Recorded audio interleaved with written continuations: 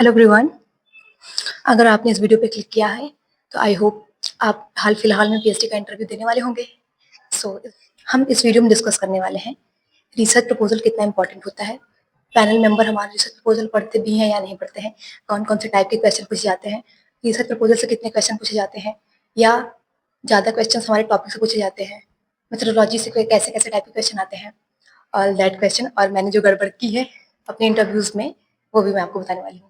Congratulation, अगर आपका call letter आ गया है तो कॉल लेटर आने के बाद हमारे कॉल लेटर में लिखा रहता है कि हमें कौन कौन से डॉक्यूमेंट ले जाने हैं, क्योंकि लगभग सभी यूनिवर्सिटीज में इंटरव्यू के साथ साथ ही डॉक्यूमेंट वेरिफिकेशन हो जाता है। तो आप में अगर ना भी लिखा हो तो आप 2-3 अपना रिसर्च प्रपोजल का कॉपीज ले लीजिए, इतना सफिशियंट होगा। तो लेट्स बिगिन। पीएचडी इंटरव्यू कैसे होता है। पीएचडी इंटरव्यू में एक कमरे में आपको बुलाया जाता है जहाँ पहले से 5 या 6 लोग। मेरा जब जेएनयू वाला इंटरव्यू था तो उसमें 6 पैनल मेंबर थे, और जब मेरा बीएचयू का इंटरव्यू था उसमें लगभग 10 पैनल मेंबर थे, जिसमें एक चेयरपर्सन होता है जो कि सेंटर में होता है पैनल के। ठीक, जब हम इंटरव्यू देने जाते हैं तो पहला क्वेश्चन ही हमें आता है कि इंट्रोड्यूस योरसेल्फ, अपने बारे में बताइए।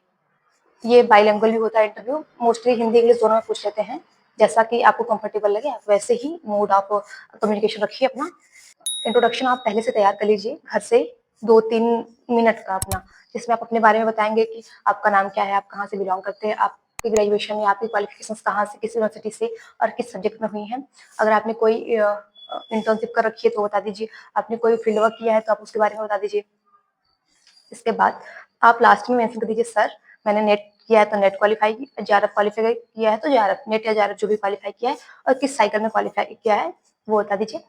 उसके बाद आप अपना टॉपिक जैसे जो कुछ भी हो, जैसे मेरा था कि मैंने एडोलसेंस पे करना था तो मैंने लास्ट में अपने इंट्रोडक्शन के बाद दिया था कि sir my proposed topic for the research is this. ठीक, इतना करने के बाद आपको सामने से क्वेश्चन आना शुरू हो जाएंगे। टॉपिक था एडोलसेंस हेल्थ के ऊपर।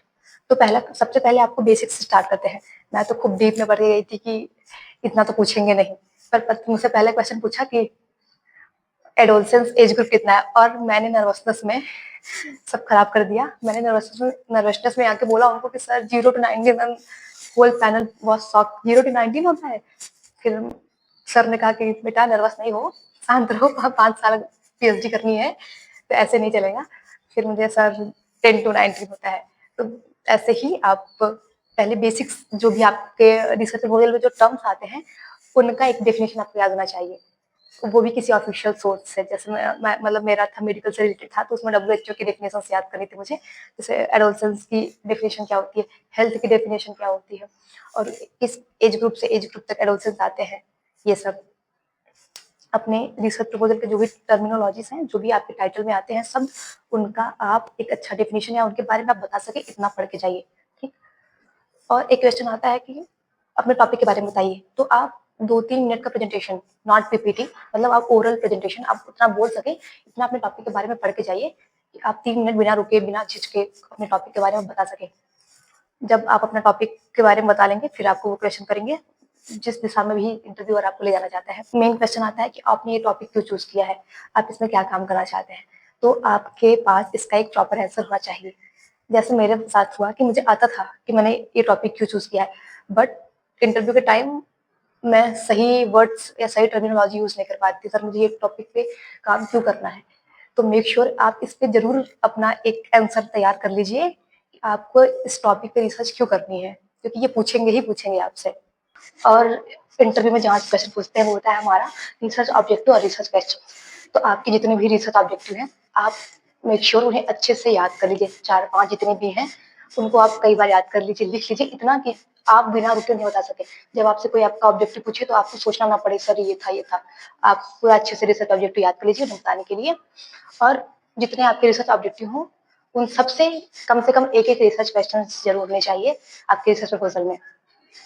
ठीक, एंड नेक्स्ट पार्ट आता है हमारी मेथोडोलॉजी का, कि हमारी रिसर्च की क्या मेथोडोलॉजी होने वाली है, ये रिसर्च कैसी होने वाली, क्वालिटेटिव होने वाली है, क्वांटिटेटिव होने वाली है, सैंपलिंग कैसे करेंगे हम, सैंपल फ्रेम कितना होगा, यूनिवर्स क्या क्या होगा, ये सब आप अपना अच्छे से पढ़ लीजिएगा।